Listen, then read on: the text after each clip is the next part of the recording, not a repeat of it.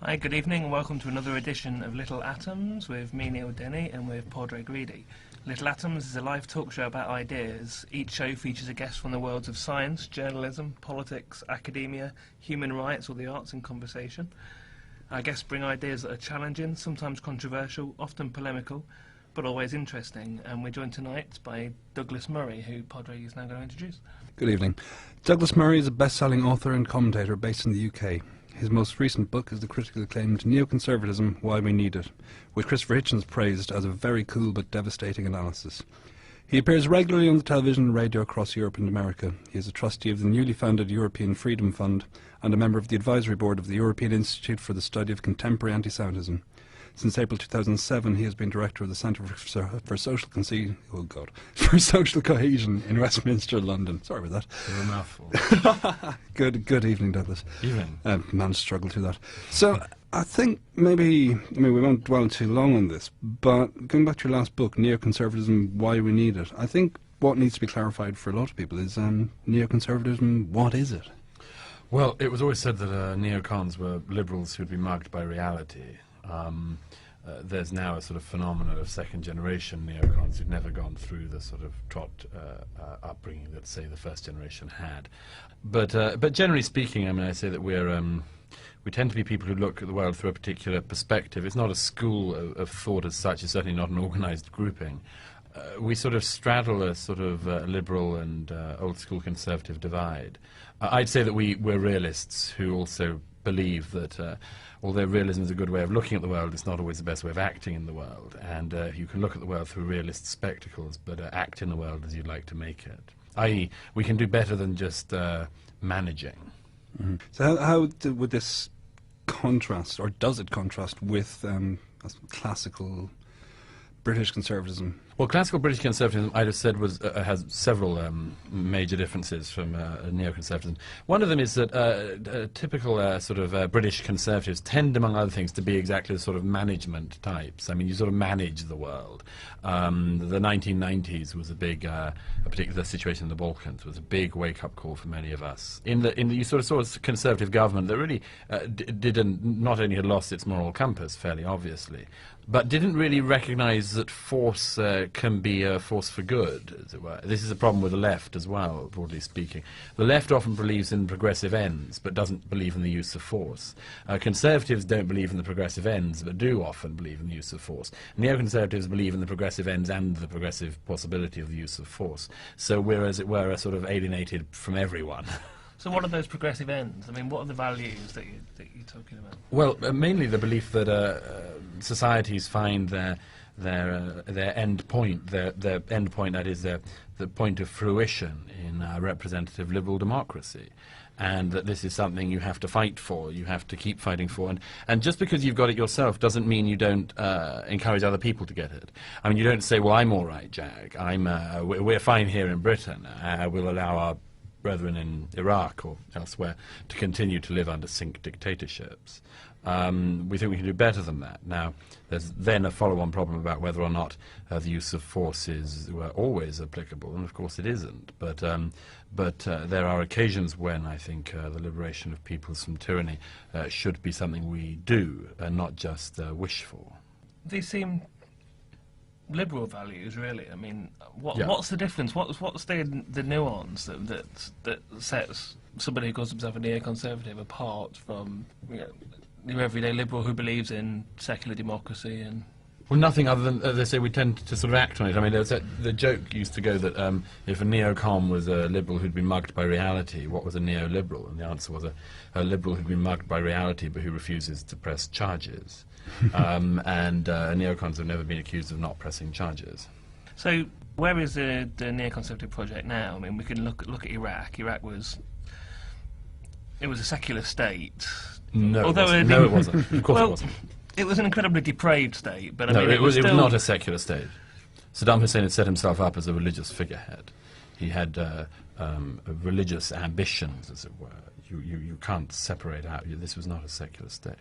But the position that it's in now, where there's basically anarchy, pretty much all sort of civil society has been what, as such thing existed, if it did, has been dismantled. I'm not sure I'd say anarchy. I mean, I haven't been in Iraq for about a year now, but anarchy is to vastly overstate the situation certainly a year ago, and is to get it entirely wrong now. I'd say that we are in the process of winning, probably not far off winning if there ever is a victory point in Iraq. We're pretty much there. The insurgency has been pretty much quelled. Al-Qaeda in Mesopotamia have been annihilated.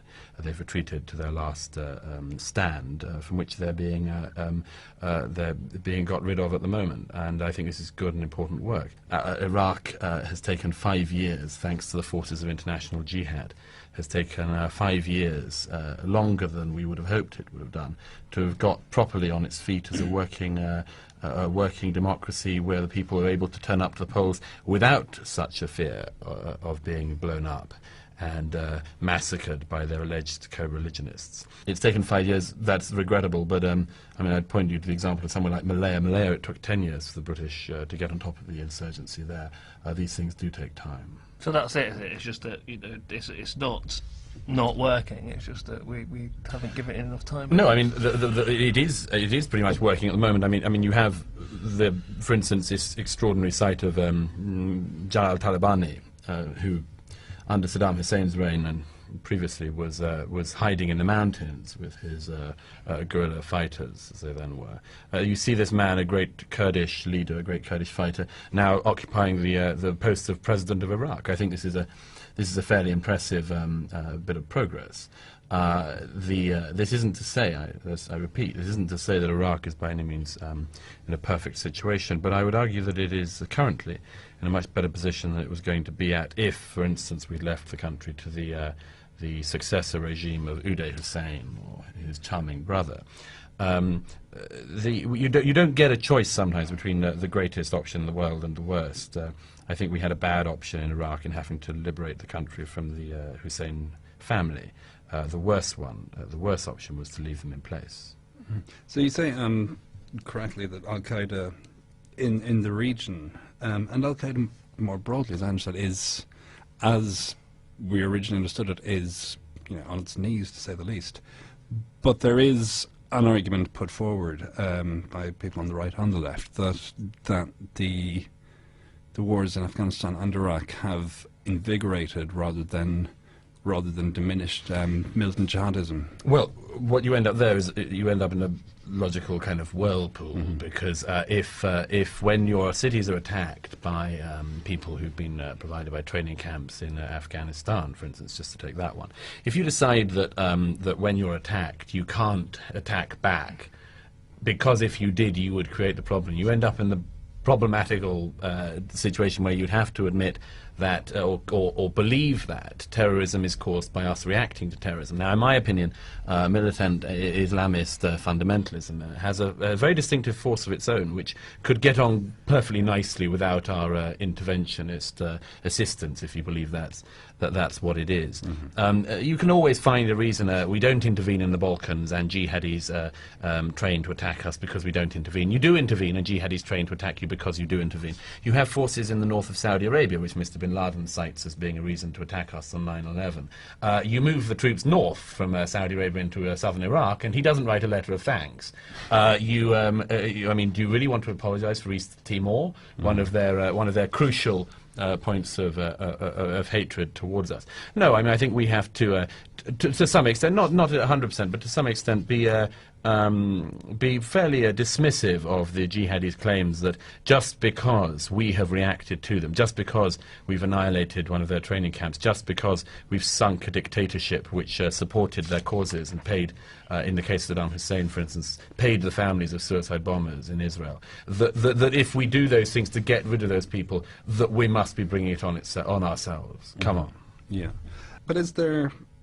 I came across an argument recently that we have to readjust our sight of what a victory, not just in Iraq and Afghanistan, but globally against terrorism and terrorism coming from different motivations, as it will do in the future. That there is an element of limitation rather than absolute victory involved.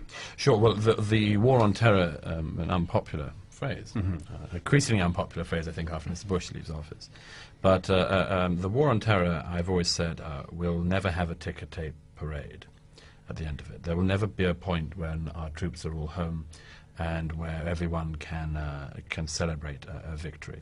You do, however, have to consider what victory would look like. I've got a fairly clear idea of what victory would look like in the war on terror. To me, the war on terror victory would be a sustained, thriving democratic state in Iraq, which other dictatorships in the region looked to, not with awe, but with concern. That Bashar al-Assad would not feel quite so keen, quite so comfortable sitting on his inherited throne in Syria. That the Ayatollahs in Iran wouldn't feel quite so happy that their people mightn't look across the border and think we also could have representation of a meaningful kind, not dictated by a couple of candidates put up by a bunch of clerical fascists in Tehran. I think these are the sort of things that we would see at the point of victory. But the point of victory will not itself be discernible. The alternative, of course, to it is you have to consider, once you've considered what victory looks like, you would also have to consider what defeat would look like. I'd say that we would know defeat in this. We would notice defeat much more easily than we would notice failing, but it would be clear. And I mean that's addressing the great question of the Middle East and beyond. Are we engaged in a parallel battle in Europe? Well, there's a battle certainly going on in Europe. It's a battle which is, of course, very connected to the Middle East, although I'd argue not in the way that a lot of people think it is. There are grievance mongers in Europe, and they are not entirely Islamist. There are grievance mongers who would like people to think that there's always a way out of this dispute. That, for instance, if Israel just gives up the Sheba farms or something, who to? Always you have to ask. But if it gave up the Sheba farms or the Golan Heights or the or Judea and Samaria, that this would bring about some kind of settlement. I don't think that's true at all. As I repeat, Islamist fundamentalism has its own very clear and differing schools of propulsion, and they would go on with or without us. As it is in Europe, we have and in Britain in particular, Britain has been a hub of Islamist activity for many years. It still strikes me that we don't feel the shame we ought to have done, and we ought to feel about what this country has done for some 15 years or so, by my accounting, in not pressing charges against the and inspired people in our midst. The fact that the London School of Economics, just up the road from where we're sitting now, can pump out graduates to Osama bin Laden's caves, can boast of Omar Sheikh, the murderer of Daniel Pearl, as among its graduates. So that two graduates from King's College London, Asif Hanif and Omar Sharif, went off in 2003 to blow up as many Jews as they could for the crime of being Jewish and drinking in a bar in a Jewish state in Tel Aviv. These things we allowed to go on for years. And the British state seemed to look at it with equanimity. Well, if it doesn't happen here, the so-called covenant of security, if it doesn't happen to us, then it's not so much a problem. This should be a source of enormous shame and a situation we should never allow to be repeated. But is there not some sort of tension? I mean, you've talked about the mosques, for instance, where people are promoting jihadism and stuff. But is there a tension in that?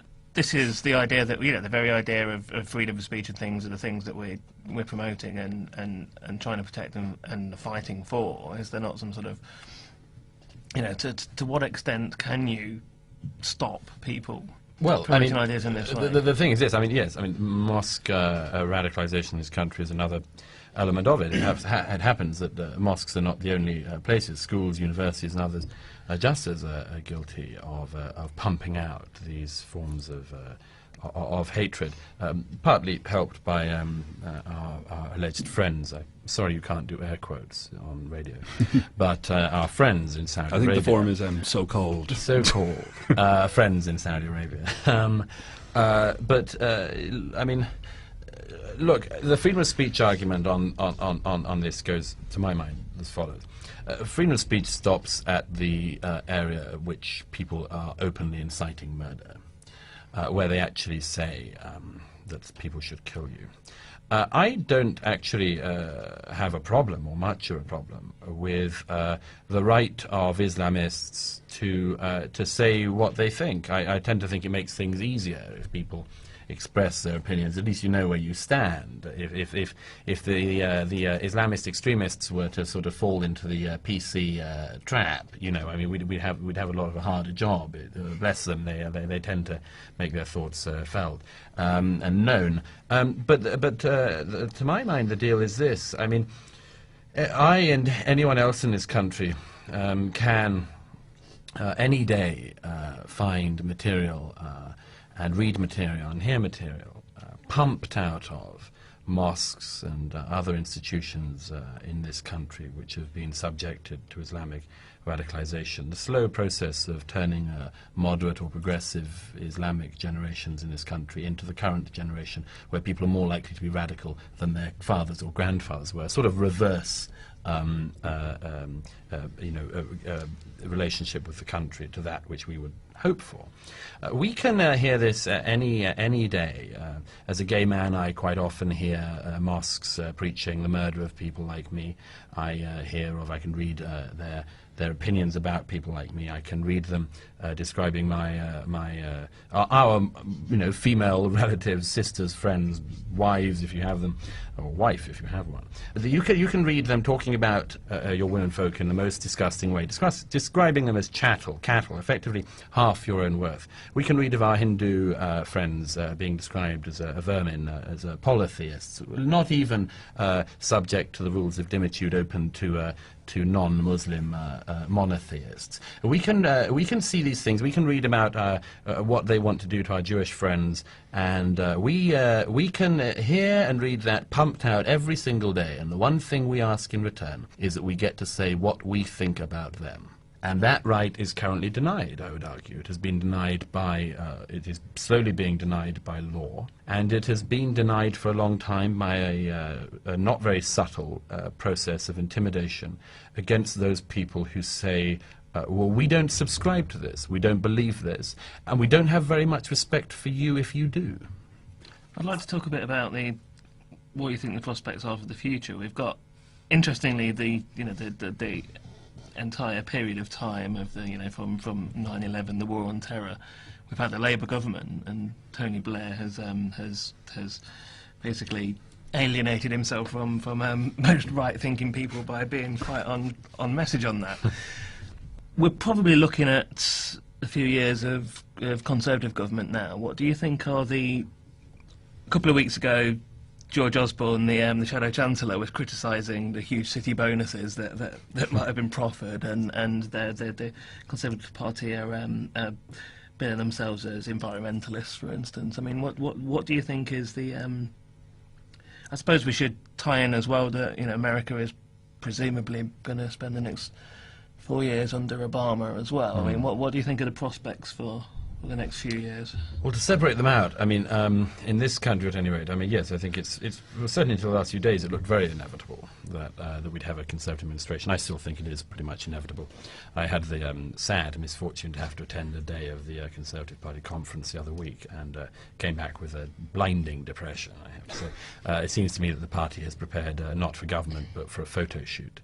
And the asinine nature of the candidates they've selected, the simple lack of experience. I mean, we are going to see a landslide of lobby fodder. The Conservative Party, it seems to me, has a fatal combination currently of problems. They mix astounding ignorance on important subjects, including economics, and militant Islam.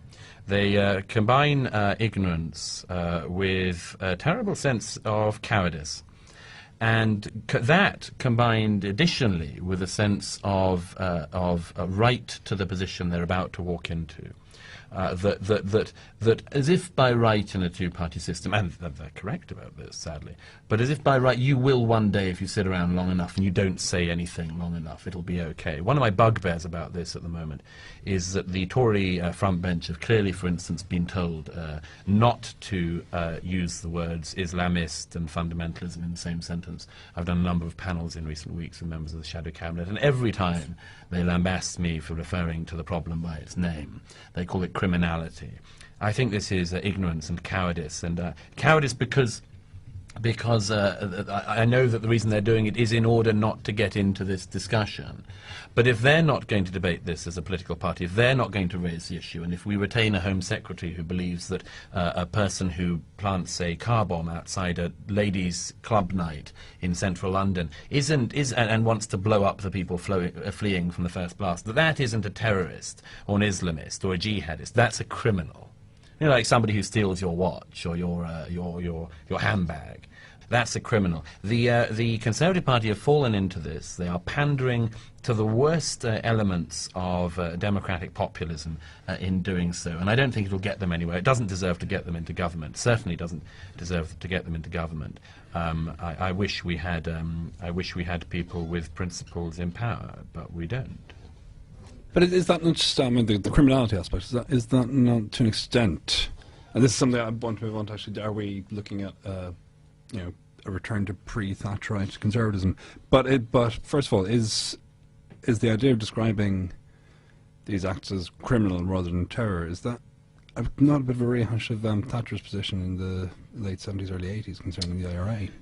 Well, the IRA precedent is important. The Conservatives are absolutely set. The thing they always say after saying these are acts of criminality is that they always say, these are the sort of people who killed my colleague Ari Neve. Mm-hmm. Most of the people saying that now were in short trousers when Ari Neve was killed, but it's a very useful piece of positioning for them. They can imply that they're a party who've really, been through it on this. And to a certain extent, they have a right to claim that. However, the IRA had some similarities with the present terrorist issue. Had some similarities. I can't think of very many other than the fact that both sets planted bombs. But that's enough, as it were, in outward comparisons to be getting on with in the minds of a lot of people who don't want to look any deeper. I would say that Northern Ireland is quite a distraction, actually. The most ardent Republican terrorists in the IRA period, the most ardent Sinn Féin IRA types, never wanted to make everyone in mainland Britain Irish or Catholic or even Irish Republicans. It had a very distinct aim. I thought it was a wrong aim, but it had a distinct aim. And it was an aim you could have given into fairly easily. Mm-hmm. The problem with the current one is, what do you do? Who do you give in to? Who do you surrender to? When Mr. Bin Laden talks about, and it's not, I don't want to locate it only as Mr. Bin Laden's problem, when a lot of the jihadis talk about, for instance, the tragedy of Andalusia, what are you going to do? Are you going to ask the Spanish people to volunteer up half their country? Well, obviously not. No. They're impossible aims. Impossible aims. So you have to treat them with the disdain they deserve. Can we spend, we're running out of time, but if we could spend the last 5 minutes talking about the Centre for Social Cohesion. So why was that set up, and what does it do? That was set up 18 months ago or so now. It's the only think tank in Britain to focus solely on extremism and radicalisation within the UK. There are quite a lot of think tanks that have touched on it, but we're the only ones that do it sort of full time. So in the last year, we've focused on, for instance, radicalisation on campuses. We did a major poll with YouGov of Muslim student opinion in the UK, and indeed opinions of non-Muslim students about Islam, which is also opening up an alarming sort of gap in understanding, or exposes an alarming gap. We've also did a major report earlier this year on what I regard as being one of the sort of stains on the multicultural, so-called multicultural society, which is where the multiracialism and pluralism that most of us aim for and hope for has been subsumed into this terrible multiculturalist ghettoized mentality, where people are treated solely throughout their lives through the community into which they were born. And our report, Crimes of the Community, was I think the most in-depth publication at that point of so-called honour crime. Again, the lack of ability of air quotes, but and the cases we dug up there of women in the UK. I mean, it seems an astonishing thing to me, and a demonstration not of multiculturalism or of pluralism, but of sheer racism on the part of our authorities for years. That, for instance, I mean, the police believe that up to 60,000 women in Britain have been genitally mutilated. And there has not been one prosecution for those crimes. If 60,000 white women, British-born women in this country had been mutilated in their genital area, that would be a scandal, and you would be absolutely sure that something would be done about it, but nothing was. We found cases of women who'd escaped their families, who went to the police for help, and the police gave them over to the Asian officer, because only an Asian officer could understand an Asian woman, and the Asian officer took them back to the family to be beaten again. We had one case of a woman who 10 times, she was found in a gutter eventually, 10 times the police took her back to her family to be beaten because they thought this was a community issue. Luckily, I think that era of racist British policy is now over. If it's not over already, it's certainly on its last legs. Well, that's a good point to end on. So, Douglas, thanks very much for coming in and Not at speaking all. to us. Great pleasure to be with you.